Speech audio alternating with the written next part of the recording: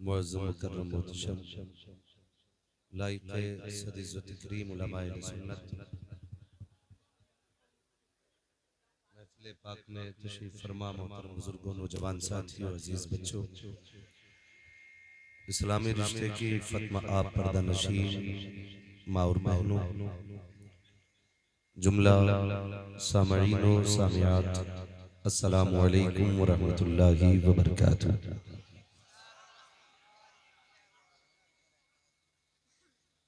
देखो भाई, या तो आप बोल लो या हम बोल लें,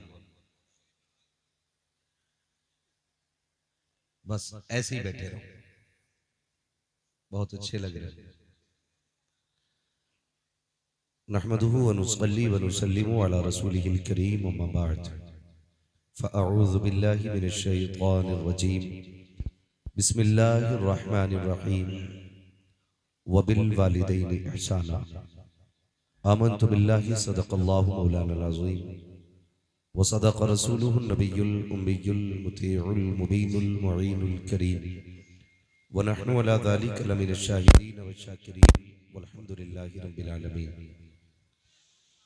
या खुदा बहरे जनाब मुस्तफ़ा इमदाद कुन, या रसूल अल्लाह अज़ बहरे खुदा इमदाद कुन, या शहीद करबला, या दाफ़िए करबो बला, गुल रुखा शहज़ादे गुलगो क़बा इमदाद कुन, गौसे आज़म बमने बेसरो सामा मददे, क़िबले दी मददे, काबे इमा मददे, बगिरदाबे बला उफ्ताद कश्ती, मदद कुन मदद कुन मदद कुन, या मुईन अद्दीन चिश्ती कादरी यमुनारे, या गौसे आज़म मीज़नम दमज़ शेख अहमद रज़ा खां कुतुब आलम मीज़नम बलगल उला बिकमालिही कशफत दुजा बिजमालिही हसनत जमीउ खिसालिही सल्लु अलैहि व आलिही। करूं तेरे नाम पे जां फिदा, न बस एक जां दो जहां फिदा, दो जहां से भी नहीं जी भरा, करूं क्या करोड़ों जहां नहीं। जिसको अपने नबी से जितनी मोहब्बत हो, कोशिश करें उतनी आवाज के साथ रसूल और आले रसूल की बारगाह में दुरूद सलाम की डालियां निछावर कर लें। पढ़ें बावाज़े बुलंद, अल्लाहुम्मा सल्ली अला सय्यदिना व शफीइना व नबीना व मौलाना मुहम्मदिन मादिनिल जुदी वल करमी व आलिहि व सहबिहि व बारिक व सल्लिम सलातु व सलामन अलैका या रसूल अल्लाह सल्लल्लाहु तआला अलैहि वसल्लम।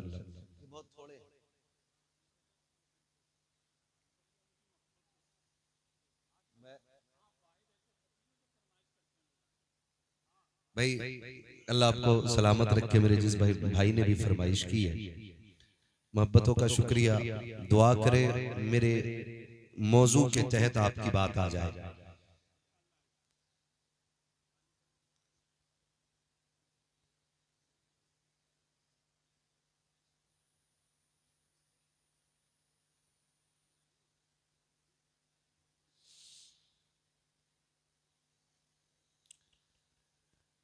हजारों साल नरगिस अपनी बेनूरी पे रोती है, बड़ी मुश्किल से होता है चमन में दीदावर पैदा।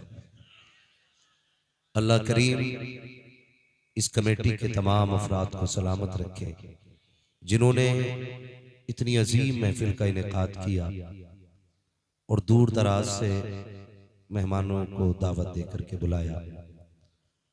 खुसूसियत के साथ भाई जुनैद साहब और इनके तमाम अहबाब और रुफका, अल्लाह इनको उम्र खिज़र अता फरमाए, जिन्होंने हम जैसों को बुला करके मेज़बानी की और हमारी इज्जत अफजाई की।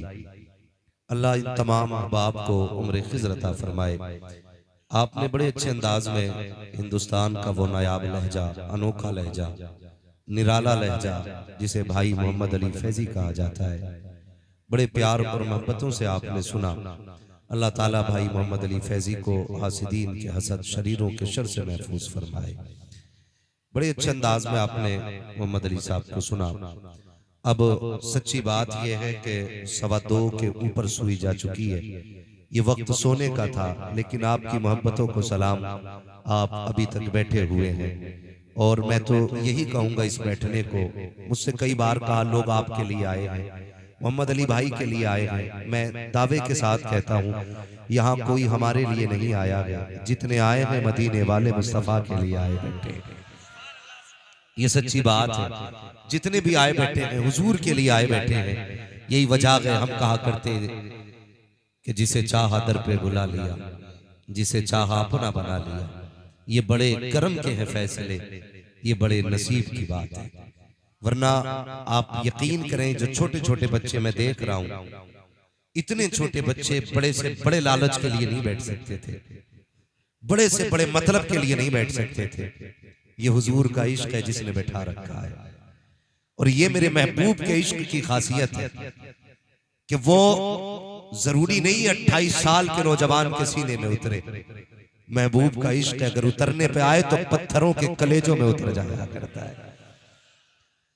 बस इतनी इल्तिजा के महबूब नजर करम फरमा लें, जितने बैठे हैं सबकी हाजिरी कबूल फरमा लें।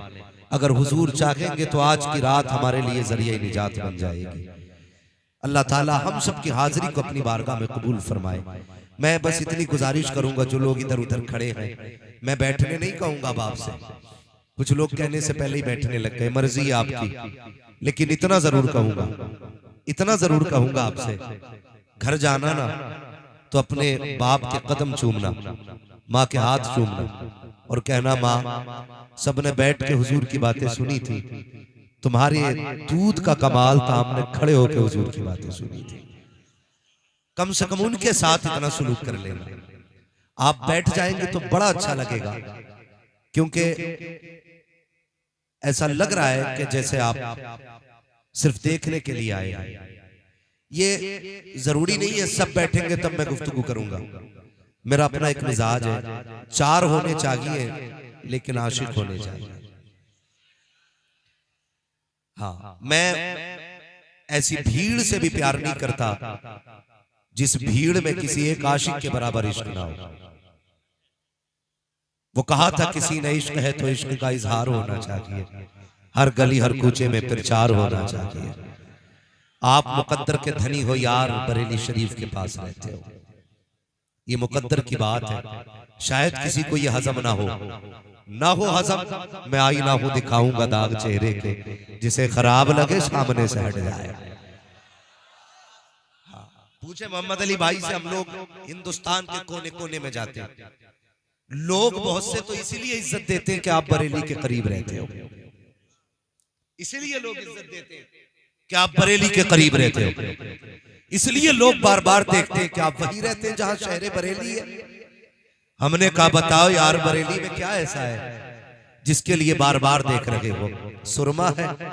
कहा हाँ है तो सुरमा भी, लेकिन सुरमे से सिर्फ आंखें खूबसूरत होती हैं, लेकिन बरेली में एक अहमद रजा है जिससे जाते खूबसूरत हो जाया करती है, जिससे जाते खूबसूरत हो जाया करती है, उस जात को इमाम अहमद रजा कहा जाता है।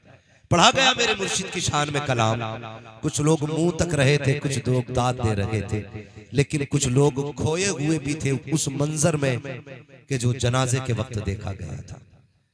बस मैं इतनी गुजारिश आपसे कहूंगा, कम से कम बरेली के करीब रहने का हक अदा कर लो।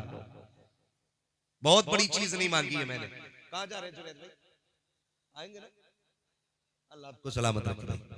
तो कम से कम बरेली के करीब होने का हक अदा कर दीजिएगा, ताकि दुनिया को पता चले कि अगर बरेली के करीब रहने वाले इतने कट्टर सुन्नी है तो फिर बरेली में रहने वाले कितने कट्टर सुन्नी होंगे। सही है ना?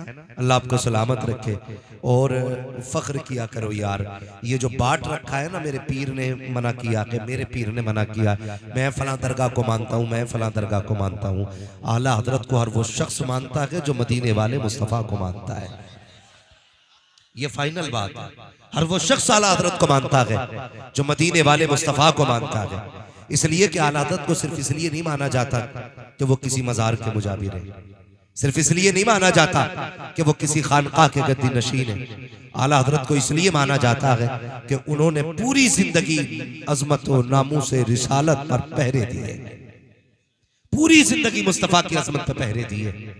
और खुदा की कसम इतना डट के पहरा दिया, इतनी डट के पहरा दिया, अब कयामत तक नामूस रिसालत पर अहमद रजा का पहरा रहेगा।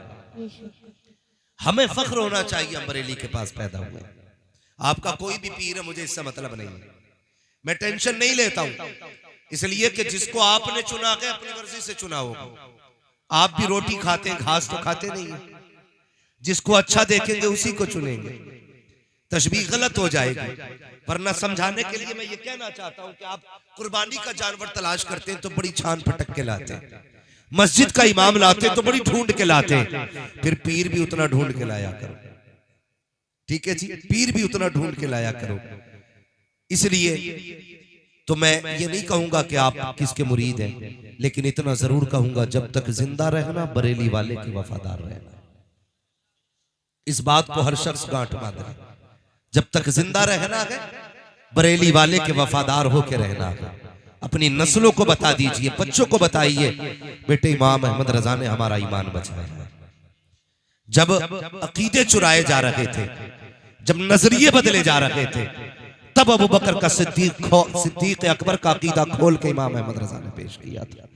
तब इमाम अहमद रजा ने उमर फारूक आजम का नजरिया हमें बताया था, और यही नजरिया था, और कोई गैब क्या तुमसे निहा हो भला, जब ना खुदा की छुपा तुम पे करोड़ों दुरूद। ये और मैं तो फिर ये बात खुल के कहता हूं फैजी भाई, मैंने बिलग्राम शरीफ में भी अपने आकाओं के सामने कही थी।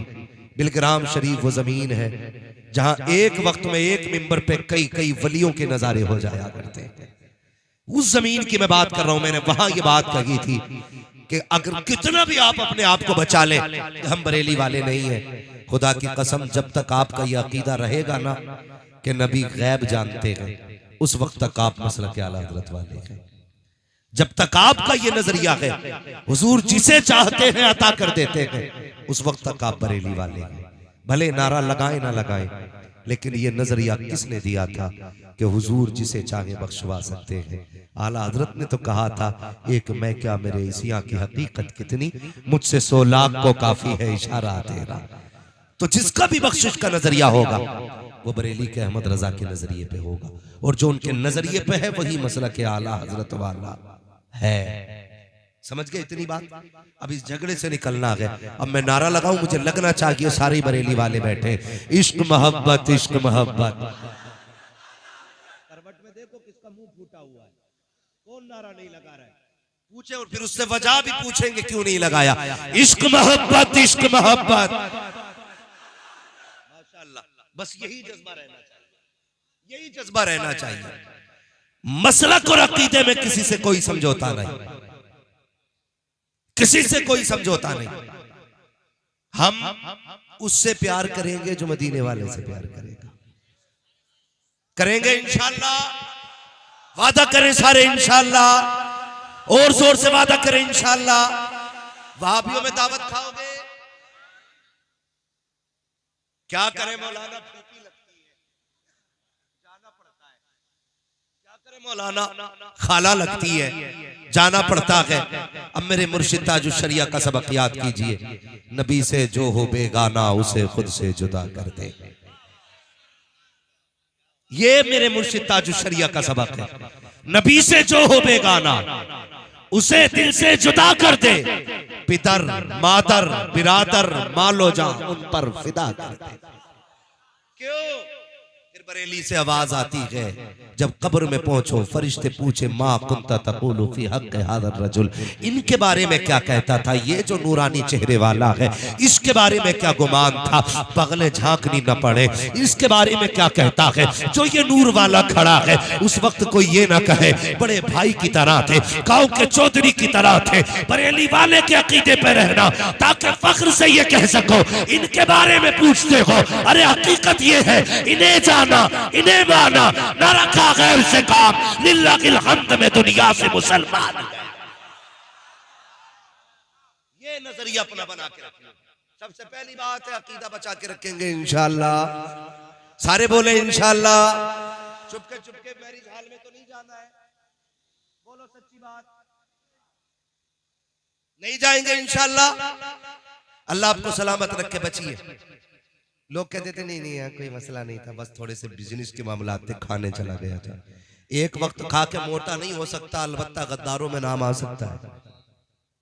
इसलिए इनकी दावतों से बचिए, इनके रिश्तों से बचिए, इनकी कुर्बतों से बचिए, और सिर्फ उससे प्यार कीजिए जो मदीने वाले से प्यार करता है। उससे प्यार कीजिए जो मदीने वाले से प्यार करता है।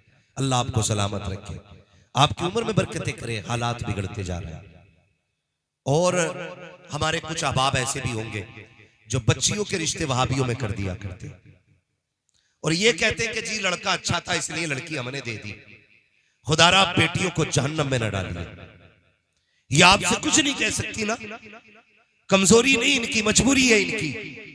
ये अपने बाप को रुसवा करना नहीं चाहती, वरना जबान इनकी ये भी है, ये भी कह सकती मुझे ये निकाह कबूल नहीं, लेकिन बाप की इज्जत की खातिर ये चुप रहा करती है। आप सोच समझ के फैसला कीजिएगा। ये मत देखो पैसे वाला है कि नहीं, ये देखो मदीने वाला है कि नहीं, इसका अकीदा सलामत है कि नहीं। फर्ज कर लीजिए आपने ऐसे बंदे को बेटी दे दी जो 10 लाख रुपए महीना कमाता है, पैसे से उम्र बढ़ सकती है? बोले सारे, पैसे से उम्र बढ़ सकती है? नहीं बढ़ सकती ना। कोई बुढ़ापा रोक सकता है? जवानी बचाई जा सकती है? नहीं। जैसे उम्र ढलेगी वैसे वैसे काम खत्म, ये फाइनल है। आप ऐसे शख्स को दामाद बना लेते हो जो 10 लाख रुपए कमाता है, फिर बता बेटी किधर जानी है? जहन्नम में।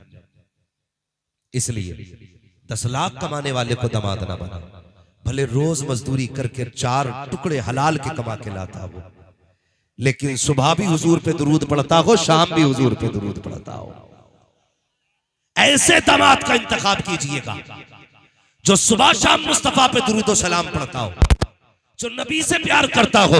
मैं जानता हूं प्यारे, हो सकता कि तेरी बेटी को मुर्ग मुसल्लम न मिल सके, मैं ये भी मानता हूं शायद ये होटलों में न ले जा सके तेरी बेटी को, मैं ये भी जानता हूं शायद तेरी बेटी को विदेश न ले जा सके, ये गरीब तेरी बेटी को लंदन और फ्रांस की सैर न करा सके, लेकिन अल्लाह की इज्जत की कसम खा के कहता हूं अगर अमल अच्छे हैं, अकीदा साथ लेके चला गया तो ये भले ही तेरी बेटी को लंदन न ले जा सका, लेकिन हाथ पकड़ के उसे जन्नत में जरूर ले जा सकता है।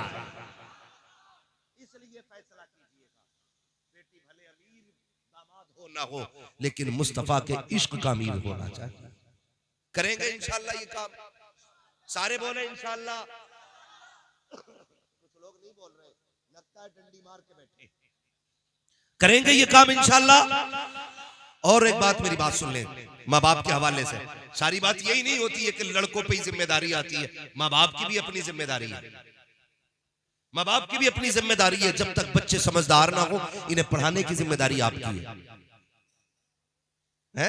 जब इनसे तुम 8 साल की उम्र में, 7 साल की उम्र में तंबाकू की पैकिंग कराओगे, बीड़ी की पैकिंग कराओगे, मंशियात की पैकिंग कराओगे, इनकी जवानी का क्या बनेगा? सोचा आपने? नहीं, हमारा बेटा 200 रुपए कमा के लाता है, 200 रुपए के लिए अपने बच्चों की जिंदगी बर्बाद ना करो। मजदूरी कर लो। मारा वाले कहते हैं आधी रोटी खाएंगे, बच्चों को पढ़ाएंगे। ये पैगाम याद कीजिए, कर मजदूरी, पढ़ा बच्चों को। खुदा की कसम पूरी जिंदगी टूटी जूतियों में काट, कल जब तेरे बेटे की जेब पे कलम लगा होगा, दुनिया देख के कहेगी फला का बेटा जा रखा है। खुदा की कसम खा के कहता हूं, इतना बेटे का कलेजा चौड़ा नहीं होता है जितना बेटे की इज्जत से बाप का कलेजा चौड़ा हो जाया। इसलिए बेटों को पढ़ाइए, बचपन से इनकी कमाई के लालची न बनिए। पेट तो भर ही जाना है, आधी रोटी से भी भरना है, एक रोटी से भी भरना है, मगर बच्चों को पढ़ाना है। सबसे पीछे तालीम में हम लोग हैं। जलसे सबसे ज्यादा हमारी कौम में होते, चंदे सबसे ज्यादा हमारी कौम में होते, सबसे ज्यादा खर्च करने वाले हम लोग हैं, लेकिन तालीम में सबसे पीछे हम लोग। गलत कह रहा हूं? तालीम में सबसे पीछे हम लोग हैं। मुझे बताया जाए होता क्या है? अल्लाह भला करे आप लोगों का मेरी नजरों के सामने मजार भी है। मुझे लगता है शायद ये मजार के हवाले से जलसा सजा होगा। अल्लाह आपको सलामत रखे। हमारी कौम इतनी अंधी हो चुकी है, कई जगह पे उर्स होते, लेकिन वहां पे एक तरफ नचनिया को बैठाया जाता है, एक तरफ बेगैरत को बैठाया जाता है, और चंद मनचले लड़के आगे खड़े होते हैं। 10,000 की गड्डियां यूं लेके उड़ा दिया करते हैं। कहते मौज आ गई, रात भर मस्ती आ गई, इतनी मौज उड़ाई है यार, कसम खुदा की थकन नहीं उतर रही है। मुझे बताओ तो सही, ऐसी कौन सी कौम होगी सबसे जाहिर जिसके जवान हो, सबसे पीछे जिसकी कौम हो, और वो नचनियों पे 10,000 की गड्डियां लुटाए। अगर तुझे पैसा ज्यादा मिला है, उसी पैसे को उठा, गांव के सारे बच्चों का सर्वे कर, देख स्कूल के अंदर टॉप क्लास के नंबर किसके आए हैं, पढ़ने में सबसे अच्छा कौन है। अगर फीस भरने के लिए पैसे नहीं है तो उठा वो पैसे उस गरीब बच्चे की पढ़ाई में लगा दे। अगर तेरे दिए पैसे से वो बच्चा IAS बन गया, IPS बन गया, MBBS बन गया, खुदा की कसम कहता हूं वो IPS बाद में बनेगा, गुलामे रसूल पहले बनेगा, MBBS बाद में बनेगा, गुलामे मुस्तफा पहले बनेगा। अगर तेरे पैसे से ये डॉक्टर के साथ साथ गुलामे मुस्तफा बन गया तो दवा बाद में देगा, हुजूर पे दुरूद पहले पड़ेगा, गोली बाद में देगा, सलाम पहले पड़ेगा। इसकी दवा में असर हो ना हो, लेकिन इसके दुरूद में अल्लाह शिफा अता फरमा देगा। क्यों नहीं करते ये ऐसा? अगर हम कहें तो मुजरिम मौलवी, कोई फर्क नहीं पड़ता, लेकिन खुदारा अपने गांव को आगे बढ़ाओ, अपने लोगों को आगे बढ़ाओ, अपने बच्चों को आगे बढ़ाओ। कितने ऐसे लोग हैं जिनके पास जहन तो है, काबिलियत तो है, लेकिन पढ़ने के लिए पैसा नहीं है।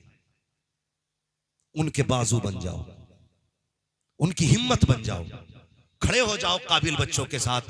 फिक्र न कर, कामयाबी की सीढ़ी चढ़ना तेरा काम है, तेरे कदमों में दौलत की पैरी लगा देना ये मेरा काम है। नहीं कर सकते हम ये लोग? बताओ, जो कौम एक जलसे के लिए 17 लाख का चंदा कर सकती है, वो एक बच्चे को पढ़ाने के लिए 50 लाख का चंदा नहीं कर सकती? बोलो, बताया जाए मुझे। हम कर सकते हैं, लेकिन सोच नहीं है हमारी। अल्लाह आपको सलामत रखे। आपने बता दिया उर्स पे भी मुस्तफा की बातें की जाएगी, नचनियां नहीं बुलाई जाएगी। कहता मौज आनी चाहिए, ऐसी बुलाना। वो बुढ़ा जिसे इशा में मस्जिद का रास्ता दिखाई नहीं देता, वो भी कुर्सी से उठ उठ के कहता वाह वाह। ये डर नहीं लग रहा, झटके में सांस भी रुक सकती है। काम में आ चुके हो चच्चा, मगर उछल उछल जा रहा है। जो पैर कब्र में लटक गए, उनसे हम तमाशे देखने जा सकते हैं, लेकिन मस्जिद नहीं जा सकते। बार बार चश्मा साफ करके देख लिया, साफ नहीं दिख रही। कुरान पढ़ने कह दो तो कहता हुरूफ नहीं दिखते। क्यों? ये दूर होते जा रहे हैं, हमें दूर किया जा रहा है हमारे दीन से। खुदारा बदलिए अपने आप को। पूरी जिंदगी बेटे का हाथ पकड़ के हमने डांस की पार्टियां दिखाई, फिर कहता बेटा इज्जत नहीं कर रहा। उसे पता जब अब्बा ही मेरे बराबर का बेगैरत है तो फिर इज्जत किसकी करनी है? अब्बा बराबर ठुमके लगा रहा था तो बेटे इज्जत करेंगे? खुद मुझे बताया जाए, बेटे इज्जत करेंगे? अल्लाह अकबर। सुने, गौर से सुनिएगा, नस्ल किन की अच्छी होती है?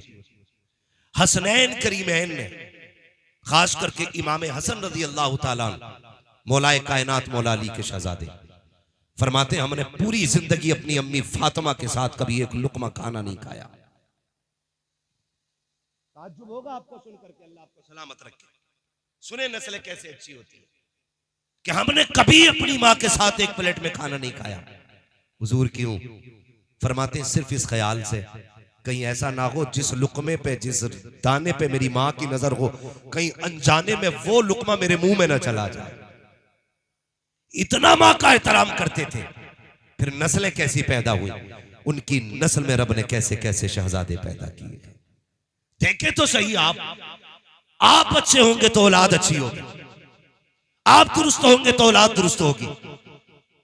अगर आप गाने सुनेंगे तो बेटा डांस देखेगा, आप डांस देखोगे तो लड़का जाएगा मुजरे देखने के लिए। खुद क्यों नहीं समझते इस चीज को? बदलिए अपने आप को। खुद भी कुरान पढ़ा कीजिए, बच्चों को भी कुरान पढ़ाया कीजिए। गलत नहीं कह रहा हूं, इतना बड़ा मजमा मेरे सामने, जरा दिल पे हाथ रख के बताइए, हम में से कितने ऐसे होंगे जिन्होंने 8 दिन से कुरान नहीं खोला होगा, और कितने ऐसे होंगे जिन्होंने महीनों से कुरान नहीं खोला होगा। कितने ऐसे होंगे जिन्होंने साल भर से कुरान नहीं खोला होगा। हम में ऐसे भी होंगे जिन्होंने जिंदगी में कभी कुरान नहीं खोला होगा।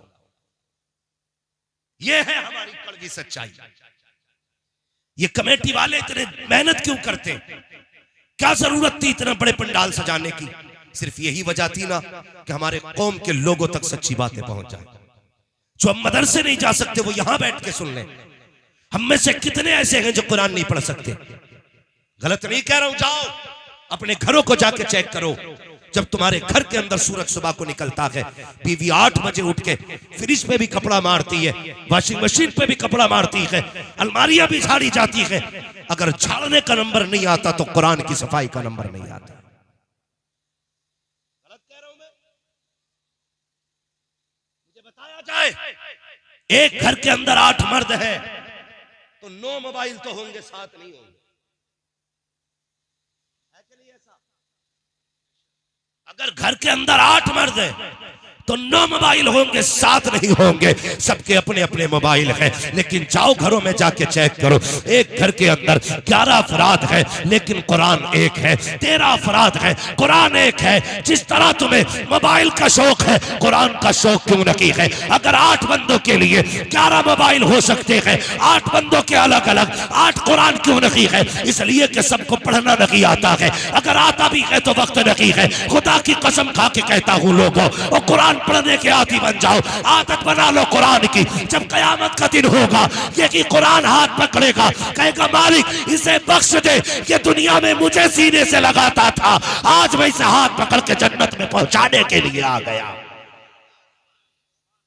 जाओ अपनी बीवियों से पूछो क्यों नहीं झाड़ा इन्होंने कुरान को। अभी मेला लग जाए, बिसाती की दुकान पर नंबर नहीं आता। हाँ? नंबर नहीं आता, लंबी भीड़ लग जाती है। ताज्जुब की बात यह है, वही लोग कहते हैं औरतें गलत आती हैं मेले में जिनकी अपनी बेटियां मेले में खड़ी होती हैं। कौन संभालेगा हमें? अगर मेरी बीवी गलत है तो मेरी जिम्मेदारी है, मैं संभालूं। बीवी मेरी हो और मैं इनसे कहूं मेरी बीवी को सुधार दो, तो मुझसे बड़ा नामर्द कौन? आपकी जिम्मेदारी है अपने घर को संभालना, आपकी जिम्मेदारी है अपनी बेटी को शरीयत सिखाना, आपकी जिम्मेदारी है बेटी को तमीज देना। मुझे बताइए, अगर इस्लाम बेटी को नमाज के लिए मस्जिद में नहीं जाने देता तो सामान खरीदने के लिए बाजार में जाने की इजाजत कैसे दे सकता? खुद बताओ मुझे। दिल के फपोले जल उठे सीने के दाग से, इस घर को आग लग गई घर के चराग से। हमने खुद अपनी इज्जत का जनाजा निकाला है, खुद अपनी इज्जत का जनाजा निकाला। खुदारा अपनी बेटियों को समझाइए, अपनी बहनों को दीन सिखाइए। बताइए ये बाजार तुम्हारे लिए नहीं। कितनी इज्जत इस्लाम ने दी, खुदा की कसम सोच नहीं सकते। जिस औरत को पैर की जूती समझा जाता था, फिर महबूब ने कितनी इज्जत बख्शी। फरमाया ये मां बनेगी तो औलाद के लिए जन्नत है, ये बेटी बनेगी तो माँ बाप के लिए जन्नत है, बीवी बनेगी तो शोहर के लिए राहत है। खुदा की कसम जितने रिश्ते बनाए महबूब ने सब में इज्जतें बख्शी है, सब में इज्जतें बख्शी है। और सोचो तो सही, बेटे को सिर्फ बाप के घर जागीर मिलती है, औरत को दोनों जगह मिला है। शोहर के यहाँ भी उसका हक है और बाप के यहाँ भी उसका हक है। ये कमाल की बात है कि खा जाते हैं बेटी के हक और फिर कहते हैं मैंने 9 उम्रें करें। ये तेरे 9 उम्रों से पहले ये देखा जाएगा बेटी का हक दिया था कि नहीं। जहेज के लिए दुनिया लड़ रही है, इतनी लंबी लंबी लिस्ट है। अब तो हद हो गई बेगैरती की, कहते हैं कमरा नाप लेना। पहले पर्सन प्लेटों पे बीतती थी, अब तो इतने ओछे नंगे हो गए कमरा नाप लेना का, क्योंकि उसमें अलमारी आपको बनवानी है, फर्नीचर भी आपका होगा। जब औकात नहीं थी बीवी लाने की तो तुझे मशवरा किसने दिया निकाह करने का? पूरी कौम जूझ रही है इस चीज को लेकर के, लेकिन फर्क नहीं पड़ रहा है हम पे। कहते कमरा नाप लेना का, क्यों कि 13 फीट चौड़ाई है, 17 फीट लंबाई है। का क्यों कि पूरे में फर्नीचर बनना है। तो बेगैरत अपने घर में रह ही गलत रहा है, सास ससुर के गोली मार वहीं पे कब्जा करके बैठ जा। ये चोरी नहीं है, ये डकैती नहीं है,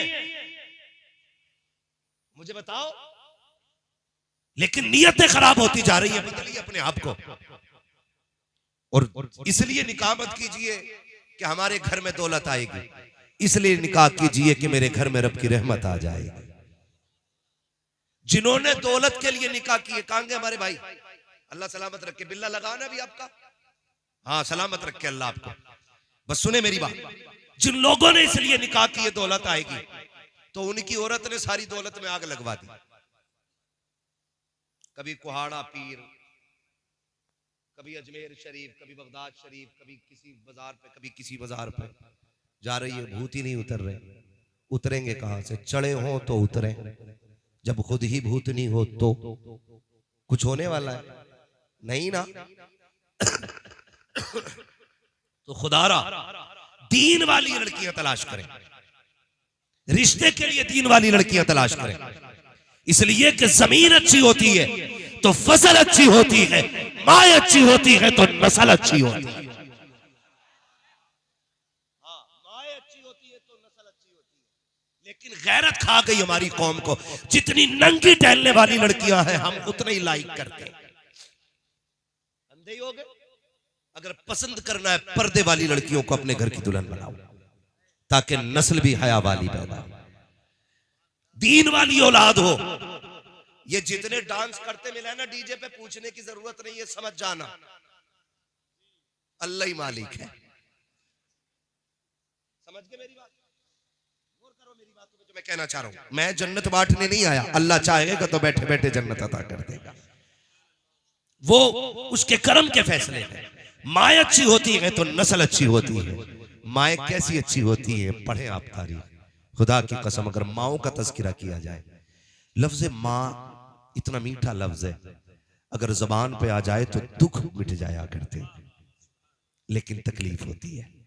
हमारा नौजवान माँ को माई नहीं कहता, माँ को माई नहीं कहता, हज्जन कह रहा। बेटा अपनी माँ को कह रहा हज्जन, कहां गई? ससुराल जा रहा तो सास को कह रहा अस्सलाम वालेकुम अम्मी, माँ को कह रहा हज्जन। बात सुनो मेरी गौर से, बात हंसने की नहीं है। अंदाज़े बयां मेरा बहुत शौक रकीक है, शायद के उतर जाए तेरे दिल में मेरी बात। माँ को कह रहा हज्जन, सास को कह रहा अम्मी, अब्बा को कह रहा प्रधान, ससुर को कह रहा अब्बू। नाइंसाफी नहीं है ये? हम ये नहीं कहते सास को अम्मी मत कह, ससुर को अब्बू मत कह, लेकिन कम से कम माँ बाप को तो अम्मा अब्बा कह। ये तुझे उस दिन एहसास होगा कि माँ के कान माँ कहने के लिए कितने बेकरार रहते हैं। बाप कितना बेताब होता है कोई उसे अब्बा कह के पुकारे। जिस दिन तू शादी करेगा और कोई औलाद नहीं होगी, फिर देखना तो किस किस चौखट पे जाएगा भीख मांगने के लिए। फिर पूछना, बताना आकर के कौन सी दरगाह थी जो तूने छोड़ दी थी और बेटे की भीख नहीं मांगी थी। कोई कहेगा 100 किलोमीटर जाना है, वहां जाओ तो औलाद मिल जाती है, तू वहां भी जाएगा। कोई कहेगा 50 किलोमीटर जाओ, तू वहां भी जाएगा। कोई बारिश में बताएगा फला दरगाह पे जाओ, तू भीगता हुआ जाएगा। कोई सर्दी में कहेगा फला बाजार पे जाओ, बगल में हाथ दे के टिटरता हुआ जाएगा, ताकि तुझे एक ऐसा लहजा मिल जाए जो तुझे बाप कह के आवाज दिया करे, जो तुझे अब्बा कह के आवाज दिया करे। खुदा की कसम, जब बरसों के बाद ये ऐसी आवाज कान में आती है, कोई बाप कह के आवाज देता है, खुदा की कसम उस दिन इतनी खुशी बाप को होती है कि अपनी पैदाइश की खुशी भी उसने इतनी खुशी से नहीं मनाई होगी जितने तेरे लहजे की खुशी मनाता है। तुम जानते हो, जब बाप तुम्हें देखता है, तुमसे बार बार बेटा कह के आवाज देता है और तुम्हारी जबान गूंगी होती है, बाप इंतजार करता है वो कौन सा दिन आएगा जब ये मुझे बाप कह के पुकारेगा। एक दिन जब ऐसा आता है, तुम कहते हो अब्बा, इतना सुनना होता है, वो तेरी जान पे कुर्बान हो जाता है। वो बार बार कहता है बेटे बता क्या कह रहा है। तुमने कहा अब्बा वो क्या है, उसने फिर कहा बेटे फिर से कह, उसने फिर कहा अब्बा वो क्या है। तुमसे सैकड़ों बार लफ्ज़ बाप सुनता रहा, उसे प्यार आता था तेरे बाप कहने पर। आज जब तू बड़ा हो गया है तुझे गैरत आती है बाप कहने पे, शर्म आनी चाहिए। अगर इस बाप ने उंगली न पकड़ी होती तो तूने चलना ना सीखा होता। अगर इसने लुकमे न खिलाए होते तुझे बोलना नहीं आता। अगर इसने कंधों पे न बिठाया होता तेरी आंखों में रोशनी न होती। एहसान मान इस बाप का, अगर तेरे आधार में इसका नाम ना होता कोई तुझे कुर्सी पे बैठने की जगह नहीं देता। अगर इसके नाम के साथ तेरा नाम ना जुड़ा होता कोई तुझे इज्जत से न देखता। आज प्रधान कहता है, जमींदार दुनिया कह रही है ये कमाल तेरा नहीं है बल्कि तेरे बाप के नाम का कमाल है। बता जिसके नाम का ये कमाल है उसकी जात का अंदाजा कौन लगा सकता। इसलिए बाप की इज्जत किया करो। अल्लामा रूम रहमतुल्लाहि तआला अलैहि ने मसनवी शरीफ में ये वाकया लिखा, सुने सारे बेटे बहुत गौर से सुनना, अल्लाह आपको सलामत रखे। फरमाते हैं कि बच्चा जब 2.5-3 साल का एक हुआ तो उसके बाप ने प्यार से उसकी तरफ देखा। पहली बार 2.5-3 साल में बच्चे ने कहा था अब्बा। कौन कह रहा है? अल्लामा रूम रहमतुल्लाहि तआला अलैहि, मसनवी शरीफ। कहते उसने अब्बा कहा ना तो बाप उछल गया। कहा क्या बात बेटे? कहा अब्बा वो क्या है? उसने कहा बेटे वो कौवा है। फिर उसने कहा अब्बा वो क्या है? वो मचलता रहा। बेटे वो कौवा है। अल्लामा रूम लिखते हैं कि बाप ने 40 मरतबा बताया था बेटे वो कौवा है। उसे इसी बात की खुशी थी कि बेटा हर बार में अब्बा कह रहा था। इसी बात की खुशी थी कि बेटा हर बार में अब्बा कह रहा था। उम्र बीत गई, बुढ़ापा आ गया बाप का। बेटा जवान था, उसने सोचा चलो भी इसको भी आजमाया जाए। उसने कहा बेटे बुढ़ापा आ गया, नजर कमजोर हो गई, वो दीवार पे क्या बैठा है? इम्तिहान लेना चाहता था बेटे का। बेटे ने कहा जब दिखता नहीं तो देखने का शौक क्यों करते हो? पहला ताना दिया। कहा बेटे बताना क्या है? तो बेटे ने जब पूछा, बेटे ने कहा अब्बा वो कौवा है। बाप ने कहा बेटे बुढ़ापा आ गया है, जरा जोर से बोल, मैं सुन नहीं पा रहा हूं। उसने गुस्से में कहा जब ऊंचा सुनते हो तो क्या जरूरत है शोर करने की? कहा बता ना बेटे क्या है? कहा कौवा है। तीसरी बार पूछा, उसने झुंझला के कहा तुम पागल हो गए हो? बाप रो दिया। उसने कहा नहीं बेटे मुझे भी पता ये क्या बैठा है, लेकिन मैं ये देखना चाह रहा था कि मैंने बचपन में तुझे 40 मरतबा बताया था कि ये जो दीवार पर बैठा ना ये कौवा बैठा है। बस तू 3 बार में थक गया। मैंने तुझे 40 बार तेरा मत्था चूम के कहा था बेटे ये कौवा बैठा है। खुदा की कसम ये बाप होता है, बाप होता है। बड़ी कुर्बानियां होती हैं बाप की भी, लेकिन इसमें गलती हमारी भी हुई है। हमने मिंबर से सिर्फ माँ की शान बताई, कभी बाप की बात ही नहीं बताई। माँ ये होती है, माँ ये होती है। खुद बताओ, हम अगर इसका अंदाजा आपको रोड पे भी चलोगे तो हो जाएगा। हर गाड़ी के पीछे लिखा होता माँ की दुआ ठंडी हवा, माए ठंडी छाए, माए ये माए वो। कभी बाप के लिए किसी ने आज तक 2 जुमले नहीं बोले। क्यों? बाप दुश्मन था तुम्हारा।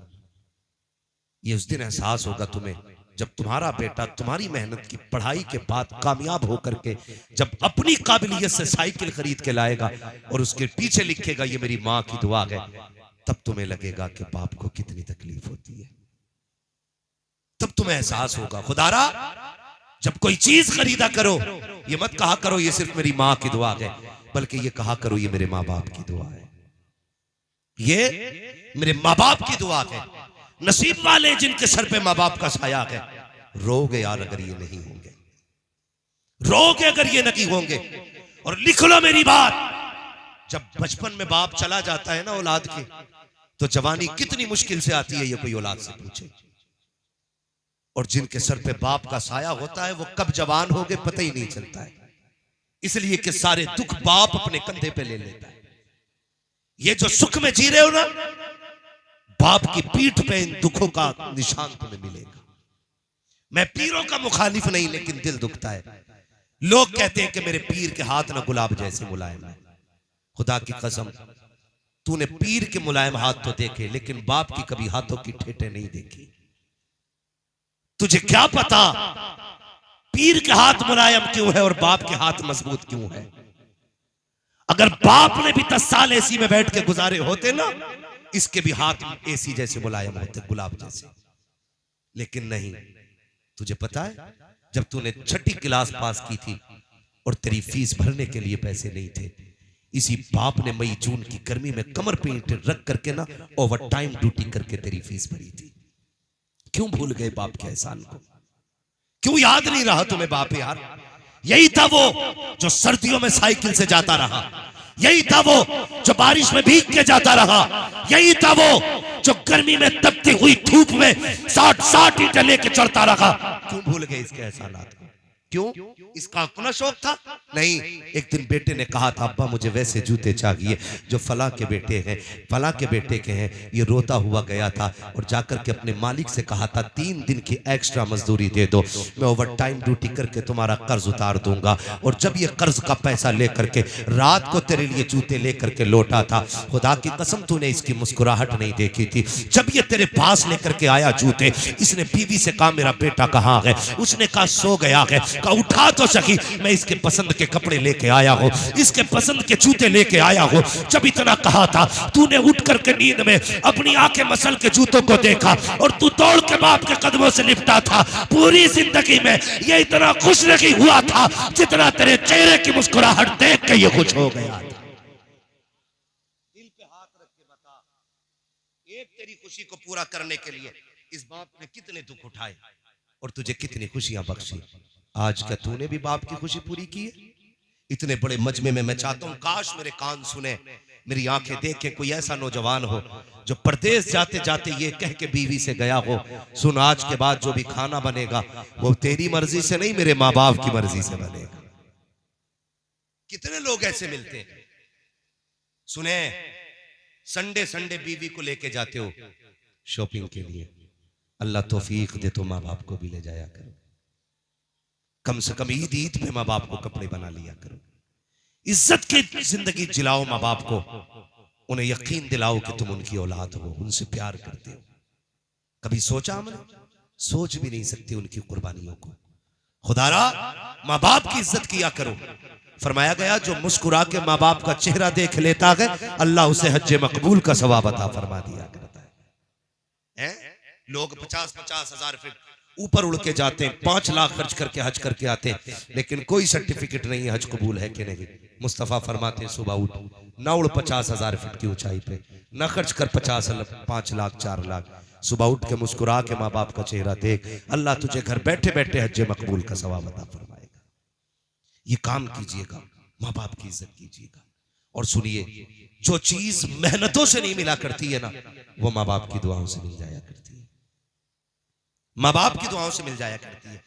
जरा सी बीमारी हो जाती है, हम लोग दौड़ पड़ते हैं, किधर जाना है? फला जगह झाड़ू चढ़ानी है, उस जगह लोटा चढ़ाना है, तब जाके हमारी दुआएं कबूल होंगी। सुनो प्यारे, अल्लाह तौफीक दे तो ना दौड़ा करो, सबसे पहले सुबह उठ के माँ की खिदमत में जाया करो, उसका दुपट्टा पकड़ के दुआ मांगा करो, बाप की जूतियां सर पे रख के दुआ मांगा करो। खुदा की कसम, जो दुआएं कहीं कबूल नहीं होती है वो माँ बाप के कदमों में कबूल हो जाया करती है, इनकी बारगाह में कबूल हो जाया करती है। तारीख उठा करके देखो। सुनना प्यारे, बहुत प्यारी बात है। मेरे महबूब का, मेरे मुस्तफा का एक आशिक है, दुनिया उवैस कहा करती है। आप तारीख का ये बाप पलट करके देखिए, तब आपको पता चलेगा माँ बाप क्या हुआ करते हैं। जरा गौर करना प्यारे, कौन है उवैस करनी? जिनकी नाबीना माँ है, जो कुछ खुद से नहीं कर सकती है, इकलौते बेटे है उवैस करनी। खाना भी माँ को खुद खिलाते हैं, पानी भी खुद पिलाते हैं, खिदमत भी खुद किया करते हैं। लेकिन नबी से इश्क इतना था, कभी हुजूर से मुलाकात ना हो सकी। जब भी कोई मदीने से आता था,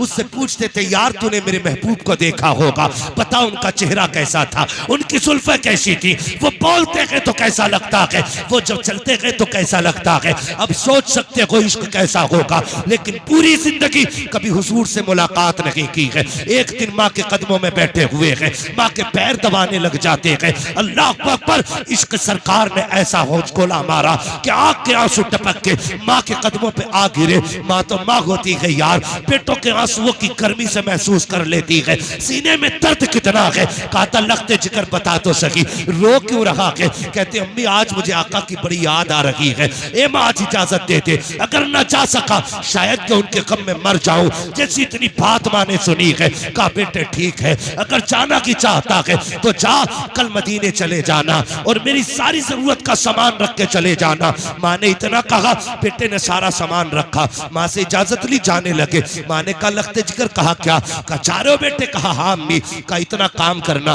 बेटे, सूरज छुपने से पहले आ जाना। कौन कह रहा है? उवैस करनी की अम्मी कह रही है, सूरज छुपने से पहले आ जाना। हजरत उवैस करनी दौड़े, काफिले के साथ चले। काफिला आराम के लिए ठहर गया, उवैस करनी नहीं ठहरे बल्कि दौड़ते रखे। काफिला रुक गया, आप आगे चले जाते हैं। जो पहुंचे हैं मदीना शरीफ, जल्दी से पूछा हुजूर कहाँ मिलेंगे? किसी ने कहा मस्जिद नबी में मिलेंगे। दौड़ करके गए, देखा मस्जिद भी खाली है। कहा आप कहाँ मिलेंगे? कहा हो सकता हुजरे आयशा में मिल जाए। पहुंचे उस तरह दौलत पर, खटखटाया, आवाज आई, मन दक्कल बाप, किसने दरवाजा बजाया है? कहा कि मैं आया हूँ। कहा क्यों आए हो? कहा हुजूर से मुलाकात करनी है। अंदर से हजरत खदीजा, हजरत आयशा सिद्दीका की आवाज आती है, हुजूर अभी अभी बाहर चले गए हैं, थोड़ी देर ठहर जाओ, आ जाएंगे। अल्लाह अकबर। उवैस करनी रो देते हैं, कहते हैं अगर मेरे पास वक्त होता पूरी जिंदगी इनकी राहों में बैठ के गुजार लेता, लेकिन क्या करूं वक्त ने साथ न दिया। सूरज छुपने से पहले घर जाना है। ये कह के कहते हैं उम्मुल मोमिनीन इजाजत हो तो मैं अंदर आना चाहता हूँ। क्या करोगे? कहा हुजूर न सकी, कम से कम वो बिस्तर देखूंगा जिसपे मेरे महबूब बैठा करते हैं, वो मसरत देखूंगा जहां मेरे आका टेक लगाते हैं। इतनी बात कही, उम्मुल मोमिनीन फरमाती है मैं तो पर्दे में चली गई। इतने में उवैस अंदर आए, बिखरे हुए बाल हैं, कपड़ों पे गर्द के हालात हैं। कहते कभी दीवार चूमते थे, कभी मेहराब चूमते थे, कभी मुस्तफा का बिस्तर चूमते थे। मैंने ये हालत देखी, मैं भी बेकरार हो गई। कहा इतना इश्क करता है तो ठहर क्यों नहीं जाता? कहा दीवाने ने कहा था मेरे महबूब आ जाए मेरा सलाम कह देना। कहना मजबूरी है, वरना पूरी जिंदगी तेरी राहों में बैठ के गुजार देता। ये कह के उवैस करनी तो वापस आ जाते हैं। अभी उवैस निकले हैं, इतने में सरकार आते हैं। आने के बाद मेरे नबी ने लंबी लंबी सांसें लेना शुरू की है। फरमाते हैं आयशा का जी या रसूल अल्लाह, क्या कोई आकर के गया है? कहा हाँ आका, आया था एक दीवाना जिसके बाल बिखरे हुए थे, कपड़ों से पूरा आशिक लग रहा था। कहा जानती हो वो कौन था? कहा अल्लाह व रसूलुहु आलम, या तो अल्लाह जानता है या उसका महबूब जानता है। अब आका की आंख में आंसू आए। फरमाया आयशा खुशबू बता रही है मेरा उवैस आकर के गया है, ये हवाएं बता रही है मेरा उवैस आकर के गया है। कहा उमर जल्दी कीजिए, मेरे उवैस को बुला के लाइए। अबू बकर दौड़िए, मेरे उवैस को बुला करके लाइए। लेकिन कहाँ जाते, अब तक तो देर हो चुकी थी, उवैस मदीना छोड़ चुके थे। अल्लाह अकबर। दौड़ते दौड़ते घर तशरीफ लाए हैं। जैसे दरवाजे पे आए हैं तो माँ होती है, कोई आवाज नहीं। दिल टूटा है आज उवैस का। आज हालात ने उवैस को इतना तोड़ दिया है कि जिंदगी भर का ख्वाब चकनाचूर हो गया है। आज उवैस बेकरार है। दरवाजे पे आहिस्ता से कदम रखा, लेकिन माँ थी यार, जैसी आहट हुई है पहले ही माँ ने कहा बेटा उवैस आ गया है। और नौजवानों परदेश जाते हो शौक पूरे करने के लिए, गाड़ी बंगलों के लिए, ना छोड़ा करो माँ बाप को। तुम्हें खुदा का वास्ता गाड़ी बंगले फिर भी मिल जाएंगे, लेकिन माँ बाप दोबारा नहीं मिलेंगे। जाकर के तुम ऐश करोगे, ऐश तो जिंदगी भर के लिए काफी है, लेकिन माँ बाप दोबारा नहीं मिला करते हैं। तुम कहते हो माँ बाप को प्यार नहीं है, मुझे बता तो सकी, तुझे पता चला माँ बीमार है, तूने 5,000 लगा दिए। तुझे पता चला माँ की तबीयत खराब है, तूने 10,000 लगा दिए। लेकिन अगर तू बीमार था, परदेश में था, तुझे बुखार आया, तूने फोन नहीं किया, तूने खत नहीं लिखा, लेकिन जैसी तुझे बुखार आया, इधर रात के 3 बजे माँ उठ के बैठ जाती है, फजर तक सोती नहीं है, सुबह का इंतजार कर रही है, सुबह को मुसल्ले पे आती है, हाथ उठा के पहले तेरे लिए दुआ करती है, उसके बाद शोहर से कहती है चलो जी फोन तो लगाओ, मेरे बेटे की खैरियत मालूम करनी है। कहा हुआ क्या है? कहा रात से मुझे नींद नहीं आ रही है, कहीं मेरा बेटा बीमार तो नहीं है। तो शोहर ने ये कह दिया हो सकता है तेरा वहम हो, जहन का ये गुमान हो तेरे, मेरी बीवी वो खैरियत से होगा, बीमार होता तो खबर करता। ये कह के बाप ने टाला, लेकिन माँ ने कहा जरा फोन फोन तो लगाओ। नसीब वाले को यार जिनकी माए है, जब फोन की घंटी बजती है बेटे की आहिस्ता आवाज निकल जाती है, माँ का कलेजा बाहर आता है। माँ कहती बता मेरे लाल, इतना आहिस्ता कभी नहीं बोला, आज क्या हो गया है? बेटा कहता माँ 3 बजे से बुखार में हो। ओ यार जैसी इतना कहते हो। माँ तड़प जाती है, कहती हाँ बेटे मुझे 3 बजे से बेकरारी थी, मुझे बता तो सही ये कौन सी ताकत है, ये कौन सा तार था? बिना फोन के माँ को पता चल गया बेटा बीमार है, बिना खबर के माँ को पता चल गया। सुनिए, सबसे राब्ता करने के लिए फोन की जरूरत होती है, माँ से राब्ता करने के लिए दिल की धड़कनों की जरूरत होती है।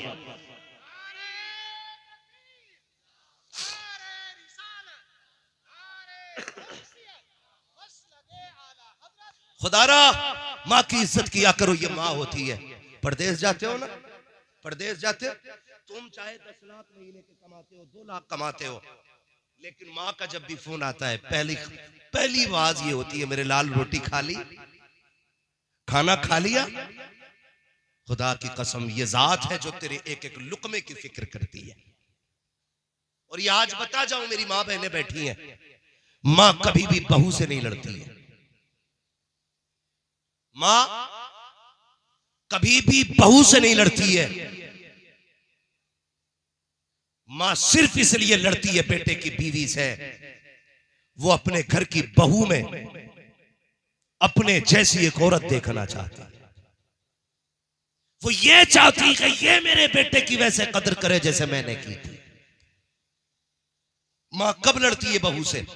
जब देखती है बेटा सुबह लड़के फाके से चला गया, फिर मां बेकरार होती है। जब देखती है बेटा शाम को थक के आया, बहू ने अपनी इतनी बातें सुना दी, वो बिना खाए सो गया, फिर मां लड़ेगी। मां बहू से नहीं, मां एक मां से लड़ती है। मां ये चाहती है जैसे मैंने बेटे की कदर की है ना, तू मेरे बेटे की कदर कर। और याद रखिएगा, जो बहुएं मां के बेटों की कदर करती हैं वो शोहर की भी प्यारी होती है, शोहर के मां बाप की भी प्यारी होती है। ये याद रखिए, मां उस औरत से क्यों लड़ेगी जिसके बरसों से ख्वाब देखती रही, जिसे चांद का टुकड़ा कहती रही, उससे क्यों लड़ेगी मां? सिर्फ उससे लड़ती है जो उसके बेटे को तड़पाती है। खुदारा मेरी बहनों, मेरी माओ, इतनी सी गुजारिश है, अपने अपने शोहरों की इज्जत किया करो, कदर किया करो अपने अपने शोहरों की। फजर में उठ के ना चूल्हे पे चढ़ के झूला दामन फैला के ये ना कहा करो अल्लाह करे तुझे मौत आ जाए, तू लौट के ना जा, तू ट्रक के नीचे दब के मर जाए, ये ना कहा करो। तुझे क्या पता जिस दिन ये कफन में लिपट गया ना, उस दिन तेरी सारी बादशाहत चली जाएगी। जिसके लिए हाथ उठा के बद्दुआएं कर रही है, इससे तेरे घर की सल्तनत चमक रही है, इसके कदमों से तेरे घर में बरकत है। जब ये जाया करे बद्दुआ ना किया कर, मुसल्ला बिछा के रब से इसकी जिंदगी की भीख मांगा कर। ये कहा कर मालिक सुहाग के जोड़े में छोड़ के गया है, सुहाग के जोड़े में मिलाना। तू नहीं जानती है जब तक ये कहे तेरे हाथों में कंगन भी अच्छे लगते हैं, जब तक ये कहे तेरे नाक कान का जेवर अच्छा लगता है, जब तक तू ये कहे तेरे रंग बिरंग के कपड़े अच्छे हैं, जिस दिन ये चला गया लोगों को तेरी सूरत भी अच्छी नहीं लगेगी। तेरी सूरत भी अच्छी नहीं लगेगी। इसलिए शौहरों की इज्जत किया करो और कभी भी किसी मां के लाल को तड़पाना मत, वरना मां तुम्हें बख्शेगी नहीं। आके कहती है ऐसा तावीज दे दो मेरी सास का मुंह बंद हो जाए। हाँ? ऐसा तावीज दे दो जो सास के मुंह में ताला लग जा। हमसे काहे लगवा रही, गला दबा दे, ना होगी ना तुझे देखेगी। जब तू रोज तमाशा करेगी उसके बेटे के साथ, वो छोड़ देगी तुझे? वो तो बेटे के लिए अपनी जिंदगी की परवाह नहीं करती, तो तू क्या है? अगर चाहती है वो तुझसे प्यार करे तो तू उसके बेटे की इज्जत किया कर। ये समझाया करो बेटियों को, ये समझाया करो बेटियों को। इसलिए मेरे भाई, माँ बाप की इज्जत करेंगे, सारे बोलो करेंगे माँ बाप की इज्जत। आज की महफिल अज़मत वालिदैन है। बस आखिरी बात, उवैस करनी दरवाजे पे आए, माँ ने कहा आ गए बेटे, सुने माँ क्या होती है। आ गए बेटे? जी अम्मी। माँ ने कहा आ मेरे करीब आ। आके बैठ गए, माँ भी बैठ गई। उवैस करनी कहते मेरी माँ ने कहा बेटे जिसके लिए तड़पता रहा अब बता वो तेरा महबूब कैसा है। जब इतनी बात कही ना तो अब फिर इश्क ने अंगड़ाई ली, बेकरारी बड़ी, जब्त के बंधन टूटे, फूट के रो दिए। कहा जिस महबूब की बात कर रही मैं देख नहीं पाया उसे। कहा क्या हुआ? कहा मैं गया हुजूर थे ही नहीं मदीने में। कहा बेटे इंतजार कर लेता। कहा इंतजार कैसे करता? माँ तूने कहा था सूरज छुपने से पहले आ जाना, तेरी बात कैसे टाल देता? अगर तुझे नाराज कर देता मेरा रब नाराज हो जाता, तुझे नाराज कर देता मेरा रब नाराज हो जाता। कहा माँ इसलिए मैं तेरी रजा के लिए महबूब का चेहरा छोड़ आया। माँ का दामन फैला, आंचल उठा के माँ ने कहा मालिक मेरे बेटे ने ना तेरे महबूब का भी दीदार छोड़ दिया मेरी रजा के लिए। ए अल्लाह मेरे बेटे को वो इज्जतें दे, वो इज्जतें दे कि सारा जमाना जहां जहां तेरे महबूब की बातें करे वहां वहां मेरे बेटे वैस करने की भी बातें होनी चाहिए। आज तारीख गवाह है, हजारों साल बीत गए, तारीख के औराक में आज भी वैस करनी का नाम जिंदा है। कैसे? माँ ने दुआ दी थी, इसलिए आप भी माँ से दुआ लिया करें। एक होता दुआ करवाना, एक होता दुआ लेना। दुआ करवाते तो सब है, लेता कोई कोई है। करवाने का मतलब ये होता दुआ कीजिए, 500 रुपए दिए दुआ कीजिए। हमने कहा चल भाई 500 वाली दुआ कर दे। 10 रुपए दिए दुआ कर ला हजरत, चल भाई 10 वाली दुआ कर दे। हमारे यहाँ तो ग्रेड चलता है ना, है? हमारे यहाँ तो लेबल होता 100 रुपए में 100 रुपए की दुआ होगी, 500 में 500 की, हजूर को 1000 दो तो 1000 की दुआ। लेकिन माँ बाप होते जो फ्री में तुम्हें अरबों खरबों की दुआएं दे दिया करते हैं, इनकी इज्जत करना। रात को जब ये सो के उठते हैं इनकी आंख खुल जाती है ना, ये अल्लाह से कुछ नहीं मांगते, कहते हैं अल्लाह हम ठीक है हमारे लालों को सलामत रखना। ये माँ बाप होते जब भी कभी कोई गाड़ी ले, बंगला बनाए, मकान बनाए, खाली ये नहीं लिखना मेरी माँ की दुआ है। क्या लिखोगे? अल्लाह सलामत रखे। क्या लिखना है? जोर से क्या लिखना है? माँ बाप की दुआ है, यही लिखना है। बाप की भी इज्जत करनी है, माँ की भी इज्जत करनी है। ये बात अलग है कि हक माँ का ज्यादा होता है, शान बाप की भी कम नहीं होती। खुद एक बात सोचिए, एक बात जरा दिमाग से, कि हमारी जन्नत माँ के कदमों के नीचे। किसके? सारे बोले माँ के कदमों के नीचे। पीछे वाले क्यों नहीं बोल रहे? ये माँ से पैदा नहीं हुए पेड़ से उतरे।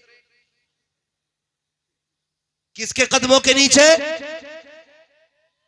कुछ लोग तो यही सोच रहे हैं कि जन्नत भी बीवी के कदमों के नीचे। जन्नत किसके कदमों के नीचे है? माँ के कदमों के नीचे। और माँ की जन्नत बाप के कदमों के नीचे। समझ गए? सोच, जिसके कदमों में तेरी जन्नत है, फिर उसकी जन्नत जिसके कदमों में है, तो फिर अगर माँ का ये मकाम है तो फिर बाप की शान का आलम क्या होगा? कई बार तो ऐसा होता है लल्ला अम्मा को साथ लेके बैठ जाता, अब्बा को फरार। अब्बा तेरी बैठक मेरी बैठक, आरे जाड़े, कभी इसके चूल्हे के आगे अब्बा बैठेगा, कभी इस चौराहे पे आग के आगे बैठेगा, अम्मा कंबल में मौज कर रही है। ये ना करना। एक नया कंबल माँ को लाके देना है तो एक नया कंबल बाप को भी लाके देना है। करेंगे इंशाअल्लाह, ये काम करना है, वरना खैरियत नहीं है। माँ की भी इज्जत करनी है, बाप की भी इज्जत करनी है। अब्बा से पूछे लड़के कैसे रखने, कहते अल्लाह का करम है मेरा लड़का 6 टाइम खाना दे रहा।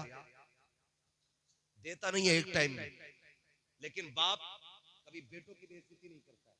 वो क्या कहता है कि नहीं अगर मैंने बेटों का राज खोला मेरे बेटे रुसवा हो जाएगा, ये सोच के कभी नहीं कहता। वो कहता 3 टाइम खिला रहा मेरा बेटा। समझना हो ना कितना फर्माबरदार बेटा है। अगर किसी का बाप आग बुझने के बाद राख पे भी बैठा रहे तो समझ लेना कि इसकी औलाद इसकी इज्जत नहीं करती है। देखिए ना, आग बुझ जाती है फिर भी लोग कुरेदते रहते, राख बुझ जाती है फिर भी कुत्ते पिल्ले की तरह बैठे रहते। होता है कि नहीं ऐसा? जब सब उठ जाते तो उसमें कुत्ते आके बैठ जाते। ये आम बात है, भाई गांव के रहने वाले लोग हैं, आसमान से नहीं उतरे, सब देखते हैं हम लोग भी। तो अगर तुम्हें ये देखना हो कौन बाप की इज्जत करता है कौन नहीं, तो जिसका बाप सर्दी में किसी राख के आगे बैठा हो समझ लेना बेटे इज्जत नहीं करते। और जिसका बाप आग को भी सलाम करके चला जाए, चलो जी तापो असी घर जा, हम तो भैया ऐसे ही घर पे जाके सोएंगे आराम से, तो समझ लेना इसकी घर में बड़ी इज्जत है। ये हमारे घर की बहू है, अल्लाह इन्हें सलामत रखे। कहती है बुढ़ो का क्या काम घर में, निकलो बाहर। अरे ये पूरी जिंदगी बाहर रहा है, कम से कम अभी से एक कमरे में इज्जत से रहने दिया जाए। 40 साल मजदूरी करके एक छत पाटी थी इसने, उसे भी तूने घेर लिया। परिंदे इसलिए घोंसले बनाते हैं ताकि चैन से जी सके, जमीन में रहने वाले कीड़े इसलिए बिल बनाते हैं ताकि हादसों से बच सके। इंसान जब मकान बनाता है तो वो कुछ नहीं सोचता होगा, वो बाप जिसने पूरी छत बना डाली उसने भी सोचा होगा बुढ़ापे में काम आएगी। और बुढ़ापे में बहुएं कहती है निकलो जी यहाँ से, बुढ़ापे में तुम्हारा घर में क्या काम है, जहर दे दो इन्हें, कोई काम नहीं है, बर्बाद कर दो, इनमें आग लगा दो, तुम्हें क्या पता है, इनकी इज्जत किया करो बेटी। तुम अपने बाप के घर थी, 18 लोगों का खाना बनाती थी, तब हाथ नहीं टूटते थे, ससुराल में आके 5 का बनाते हुए हाथ टूट जाते हैं। ये ना इंसाफी क्यों करती हो? जैसे वहां 12 का भाई बहन समझ के बनाती थी, यहाँ भी 11 का भाई बहन समझ के रोटियां बनाया। लेकिन अपने भाई भाई होते हैं और शोहर के भाई कसाई होते हैं। इंसाफ करो, जिस तरह अपने बाप को इज्जत देती हो इस तरह अपने ससुर को इज्जत दिया करो। तुम इन्हें बाप वाला एहतराम दो, ये तुम्हें बेटी वाला प्यार दे। हर घर के अंदर ये नियम लागू करो, हर बहू को अपने ससुर को बाप कह के आवाज देनी होगी, बेटी वाला किरदार अदा करना होगा, फिर हर बाप अपने बाप होने का हक अदा करेगा। लेकिन अल्लाह खैर करे, सास अलग कैमरा लगाए बैठी है, ससुर अलग जासूस बना बैठा है, लल्ला विदेश पे पैरे दे रहा, औरत घर में आतंकवादी है। जैसी आया बॉर्डर से कमा के, अम्मा कहती तुझे पता है डायन है डायन। अब्बा कहता हम तो कुछ बोलेंगे ही नहीं भाई, हम तो फंस गए इसे लाके।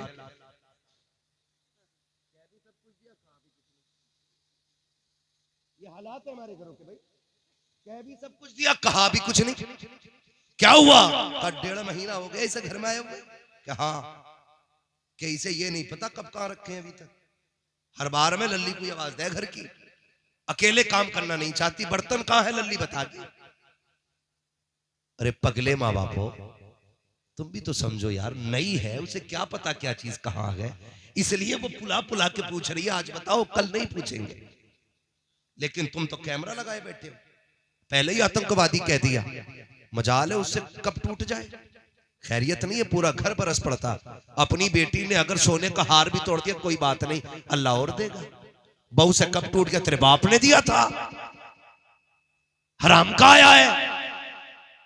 भाई साहब ये बर्दाश्त करती है 6 महीने, जब बात बर्दाश्त से बाहर फिर जो लठियां चलती है दोनों तरफ से, फिर ससुर इधर भाग रहा सास उधर, कह रहे बहू टिकने नहीं दे रही, बहू टिकने नहीं दे रही। ऐसे काम न करो, तुम बहुओं को बाप वाला प्यार दो, ये तुम्हें बेटी वाली जिंदगी अता करके दिखाएंगे। ये कीजिए अगर घर बचाने तो। ये बातें यूनिवर्सिटी में नहीं बताई जाएंगी, ये बातें कोई हुजूर का नौकरी बता के जाएगा। हाँ, और लड़कों तुमसे भी गुजारिश है, बीवी के पल्लू की खुशबू की आई माँ बाप को भूल गए, कमरा बंद करके सोरिया अम्मा कराती रही, पूरी रात पानी देने को तैयार ना हुआ। ऐसा ना किया करो। बीवी का भी हक अदा करे, माँ बाप का भी हक अदा किया करे, बीवी का भी हक अदा करे। और अगर बीवी मजबूर कर रही है आपको माँ बाप को छोड़ने पे, तो ठोकर मार दे ऐसी बीवी को जो माँ बाप से जुदा करे। इसलिए बीवियां 1000 मिल सकती है, माँ बाप 1000 नहीं मिल सकते। लेकिन सबसे पहले बीवी को बैठा के कहता मेरे अब्बा से होशियार रहिए, चोर है पहले से। जब बेटा ही अब्बा को चोर कहेगा बहू इज्जत करेगी। हमारी अम्मा भी हाथ लपके, वो जहेज देखने गई थी, घड़ी चुरा ली थी, अलमारी में ताला लगा के रखी। भाई जब तू ये कह देगा वो इज्जत करेगी? बोलो भाई, सुराख तुमने किया, सैलाब तो आ नहीं है, तो सुराख ना करो ताकि सैलाब ना आए। इज्जत करो माँ बाप की, माँ बाप का एहतराम सिखाओ, खुद भी सीखो, औलाद को भी बताओ, जैसी करनी वैसी, जैसी करनी वैसी। आज तुम बाप की इज्जत करोगे, कल तुम्हारी औलाद तुम्हारी इज्जत करेगी। आज तुम माँ बाप की इज्जत नहीं करोगे, कल तुम्हारी औलाद तुम्हारी इज्जत नहीं करेगी। फरमाया गया वबिल वालिदैनि एहसाना, जब तक जिंदा रहो माँ बाप के साथ उसने सुलूक करना, अच्छा बर्ताव करना उनके साथ, उनसे प्यार करना, उनकी इज्जत करना। माँ से भी प्यार किया करो, बाप से भी प्यार किया करो। वो कहा था मुनव्वर राना ने, बुलंदियों का बड़े से बड़ा निशान छुआ, उठाया गोद में माँ ने तब आसमान छुआ। आप कितने भी ऊंचे हो जाओ, माँ बाप की दुआओं से बुलंद नहीं हो सकते हो। बुलंदी चाहते हो, माँ बाप की इज्जत किया करो, माँ बाप का एहतराम किया करो। बस वक्त हो चुका है बहुत ज्यादा, नहीं भाई, बहुत ज्यादा वक्त हुआ। माइक लेना हालत खराब कर ये शजरा पढ़ने का माइक, अल्लाह सलामत रखे भाई। भाई उस शजरे की फरमाइश है, ऑपरेटर साहब थोड़ा सा जरा इसको आवाज दे दे ताकि शजरा बयान कर दिया जाए, क्योंकि तकरीर तो कर ली जैसे भी कर ली। अब सोचो यार, जो आदमी महीनों महीनों ना थकता हो वो घंटे भर में थक गया। आप समझ सकते हैं माइक बड़ा करामती है आज का। ठीक है, थोड़ा सा जरा आप भी बोले सुभान अल्लाह। आपकी आवाज तेज नहीं हो रही है।